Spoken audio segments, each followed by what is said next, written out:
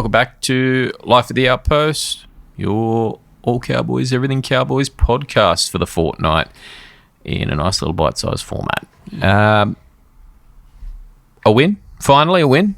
A win, only slim, but a win after a couple of weeks of rough results, unfortunately. Last one obviously being the Dogs. We played at home. We spoke about played at home and only just lost to them. But the rematch against the Dolphins down there in Brisbane at Suncorp Stadium, we were hoping in our little hearts that it would be anything different to getting absolutely hammered, and not just by Hamaso hammered, but Herbie and Avarillo. Herbie and Avarillo. And Katoa. Yeah. Herbie probably was the real one for me. I think he made probably the most meters out of the whole thing. Yep. It was just there was a lot of Avarillo and Hammer there to put the nail in the coffin on it. So running down that left hand side there, the taunting, laughing, and training run passes and jogging between them, passing backwards and forwards like they were just having a trial run on Rugby League, the new Rugby League 26 game. They absolutely tore that left-hand side up many a time, unfortunately. So, and I mean, we did have Paulo. There was a little bit of combination stuff going on there, but yeah, rough, very rough to watch, unfortunately. Going on to 21 though. Yep. We got it. We got a fucking W. Yeah. We got a W. Yep. But it was not only was it a W, but it was also a fantastic game to watch. I think whether you're a viewer from either team, or a supporter of either team, rather. Points galore. It was points galore. It was lovely. It was about 70 points in the game almost. Actually, it was 70 on the dot. Look at that. Yep. And it was honestly fantastic to watch. I think this is probably Tom Dearden's best game of the season, you'd have to argue, in the 7. Outside of the Origin Game 3, obviously. Yeah. But at club level, absolutely best game of the season he's had. Making a fool of everyone. It was fantastic to watch. I it was just stellar watching Tom the way he played this game. Yeah. Throw on the dummy on 4 blokes and getting them all, and even though the dummy was a forward pass, if it was a pass, so and getting the try for Drinkwater, it was fantastic. I loved every minute of that game. So going over himself twice too, very handy. I think, moving on to this week against the Dragons as well, Duffy in the 6 is probably what we should have seen the whole time as opposed to Purdue, and we'll probably talk about it after. But obviously Duffy's going to be moving on, but Purdue's going to be slotting into that position eventually, but probably what we should have seen this year while Clifford wasn't in the team for whatever reason, be it injury or just trialling something different, because it was so much more cohesive than having poor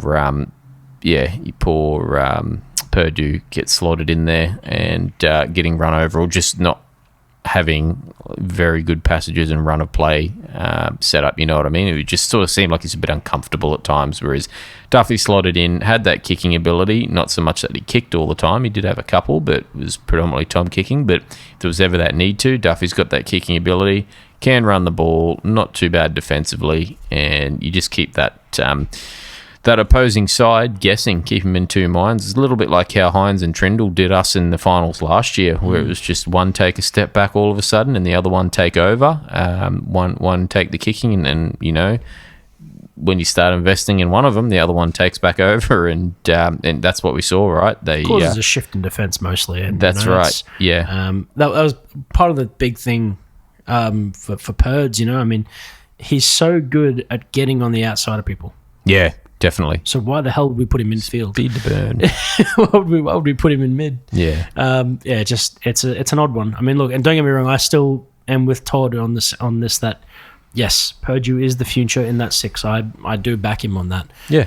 But that needs time, man. That needs at least an off season. It needs so much time for that to happen. You know, we can't just have both the 7 and the 6 change in the same year and expect gold.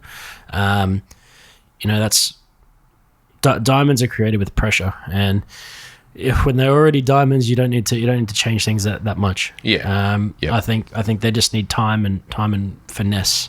I think from the long-term perspective, yes, he's still the 6, but while we still have Clifford and we've just signed him on again, which we'll get to, but why would we not keep it the same, especially when it's a winning formula? Yeah, and Strange. So much cohesion between them, or so much more cohesion between them all anyway with that. So, talking about Purdue with his speed to burn, I mean, that was probably one of the best parts of that game on the weekend was that short kickoff by the Dragons, just a little bit of desperation to come up with something.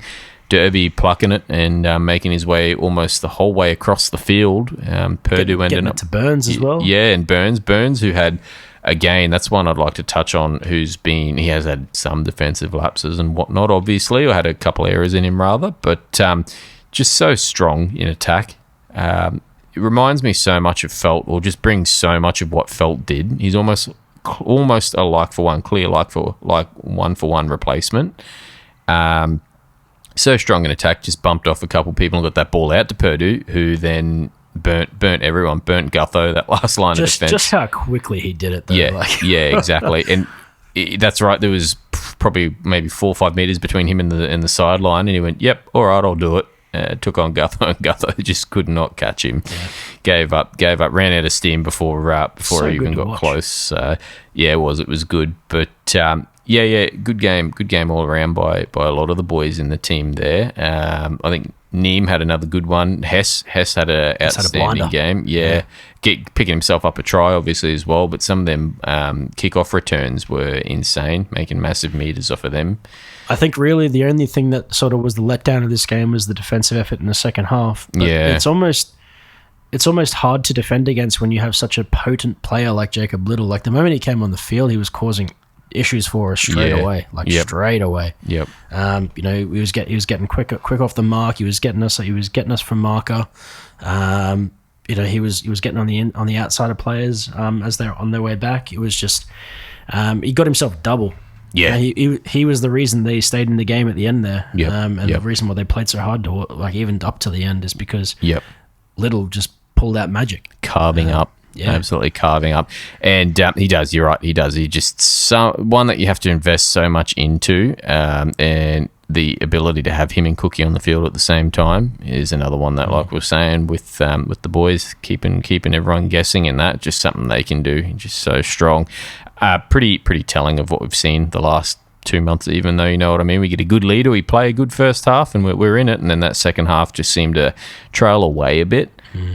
Just like the Tigers, luckily enough, we were able to hang in it and stay right in it till the end. You got to wonder if it's fatigue. It's got to be, man. Like, you see some of the boys just, that's the big thing with drop balls and that, right? But just some of the boys getting really tired halfway through that second half, as opposed to the first half sort of thing.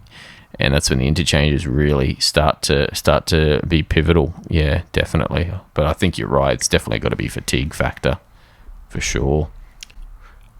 Get on the cardio, I reckon. More cardio. I mean, we did see all the big boys doing their cardio not too long ago at the gym. So hopefully they just keep on that, and I guess they got to work through that fatigue factor more than anything, because I mean, we coming into the pointy end of the season now. Yep. Defense means everything. Yep. Defense is literally everything to us now. So yep. I mean, I feel like we've got the whole combination thing locked in now. We've, for some reason, done our 10-week experiment and figured out what's working, what's going to work, what will work. Yeah. So I think it's just now about focusing on that defense and seeing if we can bring anything. I mean, look, I don't think it's extremely low odds we make finals. It's low odds. Let's be honest. Let's just be honest about it. It's low odds. We rely on a lot of factors, and most of those factors are winning every game and having other people lose their games. Yeah. Yep. We don't have a stupid hard run to the end. Yeah. But we've got a pretty hard run. Yeah. We've got a pretty it's hard not run. easy. It's yeah, not exactly. easy at all. So. And we've seen when it hasn't been easy, or when things have gotten tough, rather, even in this game against the Dragons, heads go down after that first try, and that's where you go, what do you mean? Just stick in it, boys. Get back to it. And, things start to go the opposite way. But I mean, defensively too, we want to shore their edges up, definitely get them right, because we're going to be without Muzz for a little while. In that Dolphins thrashing, we lost Muzz there, hamstring. So we're going to have the fellas like Burns and Paulo and that out on the wings, I would say, for most of the rest of the normal season anyway. So they want to really just tighten them up, tighten that defense up on those edges, and that yeah, that's right. I mean, it's Sharks, Eels, Knights. Yeah, yep. Sharks, Eels, Knights, Tigers, bye. So you're right, Sharks and Tigers, yep, and then we got the Broncos, which is going to be massive for the Derby here in the final game we Cowboys are going to play of the season, and final round of the season is obviously the bye. They've got the bye in the last one, so a little bit of a luxury there having that if things do fall our way, but you still can't really be relying on it. Like you said, it's not an easy run.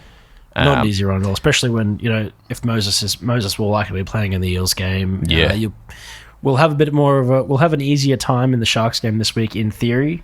Yeah, in theory, you would think. The Knights game. Look, both two very good first half teams and both two very bad second half teams. So that's going to be a bit of an any who's guess sort of thing. We have the upper hand in the fact that they don't have a proper fullback right now. Yep. But we'll have to see how that goes. Tigers, they'll have Buller back by then at this point for sure. This will be at Tigers at Blackheart, so down south. Not an easy game. And then of course the Broncos, which is never an easy game. So and we've been coming off second best the last few derbies against them, unfortunately. But yeah, talking about this weekend's game against the Sharks, now it should be one of those ones where the Sharks have. We've said it many times on our other podcasts, hit the gap, but Sharks are just so unreliable. You can't have faith in them at any given point. So a game they should definitely win. They just don't have the ability to play football and have. It's an odd one. And and it is. It's a weird sort of conundrum, isn't it? And then games. It's literally a dice roll. Which Nico Hines do you get when you roll the dice? Yeah, exactly. in games where it's like, all right, it's going to be tough for them. They shouldn't have a chance at this. They somehow seem to win. So this is one where they've just gotten away with a win on the weekend against the Rabbitohs, which they should have been much higher. Very lucky. Very lucky. I think the boys do have a bit of a chance if they can pull their fingers out and really just get on top of some of them errors and things that are letting teams back into the game or giving them possession back and then allowing them to really build up that completion, because that's what does us. Our non-completion, just unable to complete sets, dropping balls and things like that, then teams just pinning us down in our own half. And then, like I mentioned with that Dragons after that first try in that Dragons game, heads going down. If we can just get on top of that, I mean, we're in it for all money, really. We know the Sharks are going to be undermanned this week as well in terms of their forwards. Yep. We know that they'll be undermanned. Yep. Timless obviously not until tomorrow, but we know they'll be undermanned. They obviously don't have more even. They have no Aden. Bit more even at least. Yeah. This will be a bit more of an even game. Yep. It's going to be a bit of a dice roll on the Nico thing. Yep. But if we can make sure we don't put our heads down, I think this is actually a pretty solid game for us. Yeah, definitely. Good record against them too, but not so much at Shark Park, but we'll have to see. Yeah, exactly. So, I think personally for me, Cowboys, I'll be going Cowboys in this one. I think the boys have got the ability to do it. Obviously, there's a little bit of bias in that, but I think Cowboys can definitely get it. The boys can definitely get it done. We'll have to wait and see, though, as we said. Teamless Tuesday, who we've got in what position. Clifford can't be too far off. He may still be a week or two, but he can't be too far off if he's not named this week. So you'd have to think Duffy will slot back into the 6 again. The only thing is, moving forward, we know now that after the announcement today, Clifford's put pen to paper and they've offered him a contract extension for the 2026 season. So one more year on his contract there, which unfortunately pushes Duffy out. They said at the start of the year they wouldn't have the ability to keep both, and that's what's happened. Reports are Duffy signed with the Broncos for 2026. Don't know for how long, what the logistics are, but you'd have to think it's at least a 1 year contract. At least a year or two. Yeah, or at least while Clifford's there anyway. So, you're going to see Duffy go down to the Broncos there. A little bit of depth for them, and unfortunately for him, probably will see him doing very similar stuff to what he's doing now, at least while Renault's still signed. But to him, it's a bit more of an opportunity. It's a squad that maybe he thinks he's going to be able to do a bit more with. So, good on him. Good luck to Duffy. Unfortunately, another one we can't keep. Would love to keep, but can't keep, and has showed a lot of promise. So, good pick up to the Broncos. But, Yeah. The positive note on that is we get to keep Clifford, the other homegrown hero, who's been tried and tested and has, at least in this part of his tenure, this contract, done quite well. So, yeah, hopefully we can keep that form up from the start of the year and that combination from the start of the year. And because that was looking pristine at the start. It was. They were just bouncing off each other. I mean, Clifford was going over for tries himself. Between, I just don't know why it changed. Yeah, I mean, obviously Todd's got ideas. Yeah, fair play, and I'm still with him. Like I said, I'm still with him. But yeah, it was an odd one to change so early. I mean, obviously we had to change it for Origin. I get that. Yeah, but why did we do it like 3 weeks early? Yeah, it was very, very abrupt too. It wasn't. Let's say we win those 3 games where we don't change it. Yeah, like where we changed it. Right. Let's say we win those because we changed it. We don't change it. We keep it the normal. Yep. We still, like, even in this current situation, it'll be hard to take us out of the 8. Yeah. Hard to take us out of 8 even right now. Yeah. Now we are like essentially just praying for an 8. Yeah. Hoping for the best. Yeah. Hoping for the best, expecting the worst. Unfortunately. Yeah. An odd one. Yeah. An odd one. Yep. But anyway, it gives us a little bit of stability, or at least we know now moving forward for the rest of the season once he's good. And you would have to think starting next year, we're at least going to have that locked in combination with Tommy's kicks ever improving each week. And with no changes outside of the fact that Clifford plays 7 and probably you'd have to say Purdue then plays 6. While Origin period's on. Yeah, you have to think so, man. Yeah, that's exactly right. So, we can only see next year. But, a little bit of positivity anyway out of the contract news there. But I think that's probably about it for the moment. We know we've seen a few injuries. Michaela was the other one we probably should touch on as well. Another big body, another big prospect, and someone as well. We're excited to see. And he's another injury, unfortunately. So hopefully won't be too long without him. Jace still MIA at the moment. Even Muzz is MIA. Yeah, so we really got it. And Carl Lawton suspended for 2 weeks. So. Yeah, that's right too. Lawton suspended for that hip drop tackle against Sewer on Sewer. Yeah, so another couple people out, but which will open up the door of opportunity for another couple more. But we'll see where that gives Caden a chance to redeem himself for this last game. So yeah, definitely from the defensive standpoint. Bit more opportunity. Yeah. But we'll see the door open for some more players this week anyway. But with that, we might leave it there for now, and we'll come back to you hopefully with some good news with victory against the Sharks, and then also the Eels by the next time we come to you. So if there's nothing else from you there, Mitchie, I think we'll leave it there. We've hit the nail on the head there. We're feeling good. Yep, and thanks for tuning in, and we'll talk to you next time.